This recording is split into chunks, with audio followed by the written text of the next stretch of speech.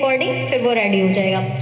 बाकी यहाँ पे आप देख रहे हैं इन्होंने कद्दू का यूज़ किया था, आपने देखा था कद्दू लाए थे, कद्दू घिस रहे थे। तो अभी जो आटी बाइंड कर रही है वो कद्दू से कर रही है, कद्दू से उन्होंने आटा माड़ा है। आप अगर घर पे, अब इनको तो हैबिट है, अगर आपको स्टार्टिंग में प्रॉब्लम होती है आप थोड़ा सा गुनगुना पानी का इस्तेमाल कर सकते हैं इसके लिए।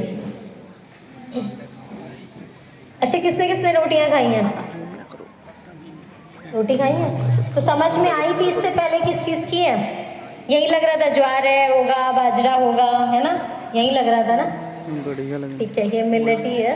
और ज्वार बाजरा को भी आपको मिक्स नहीं करना है, एक बार में एक ही किसी मिलेट का इस्तेमाल करना है, या ज्वार या बाजरा या रागी या मक्का। अगर मिलेट कर रहे हैं तो सावा या कोदो, या इसमें तो मिलेट में आप एक दिन 2 मिलेट को इस्तेमाल करिए। जैसे आपने मंडे ट्यूसडे एक सावा कर लिया, देन वेंसडे थर्सडे कोदो कर लिया, ऐसे करके आप अपना एक मिलेट को 2 दिन तक इस्तेमाल कर सकते हैं। बस मिक्स ही नहीं करना है, क्योंकि हर चीज़ की लिमिट होती है कि कोई भी चीज़ अच्छी हो या बुरी हो एक लिमिट में ही होनी चाहिए।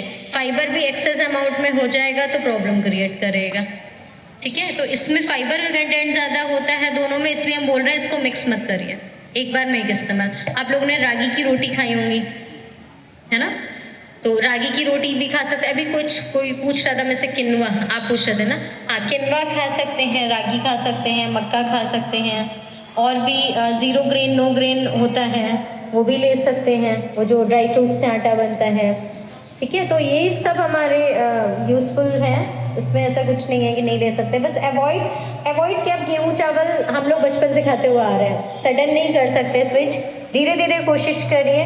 वो हमारी बॉडी में अगर हमें एनर्जी दे रहा है, ठीक है, तो एनर्जी ये भी दे रहा है, बट बेटर ये उस एनर्जी को स्टोर करके जितनी हमें चाहिए वो ये मिलेट्स कर रहा है, और वो इंस्टेंट एनर्जी देता है, इंस्टेंट फिर लेजीनेस आती है गेहूँ चावल खाने से।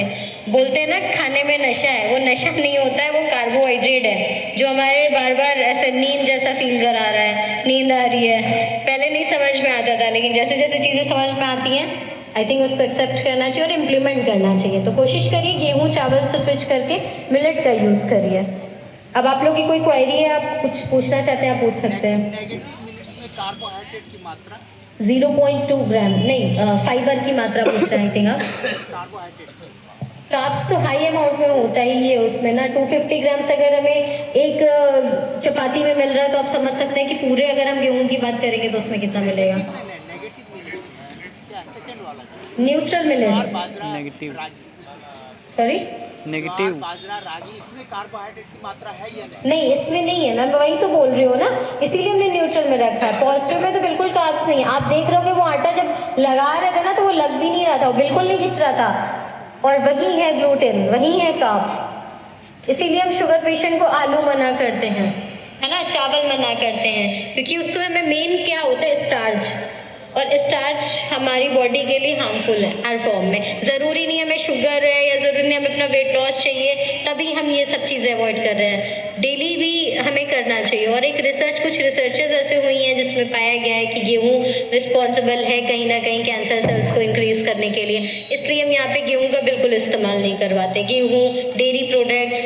है ना, चावल, ये सारी चीज़ें नहीं होती। जो भी देते हैं मिलेट्स, इवन हम आपको सुबह संडे के टाइम पे आप लोग ने अगर खाया होगा स्वीट देते हैं, मीठा बर्फ़ी वगैरह बनवाते हैं, वो भी मिलेट्स की होती है। एक बार तो शायद दिवाली के टाइम पे हमने केक भी बनवाया था, वो भी मिलेट्स का था। मिलेट का आप सब कुछ बना सकते हैं, एक बार आप देखिएगा, कुछ चीज़ें यूट्यूब पे गूगल पे दिखेंगी मिलेट्स की, बहुत ऐसी कोई चीज़ नहीं जो नहीं बन सकती मिलेट से।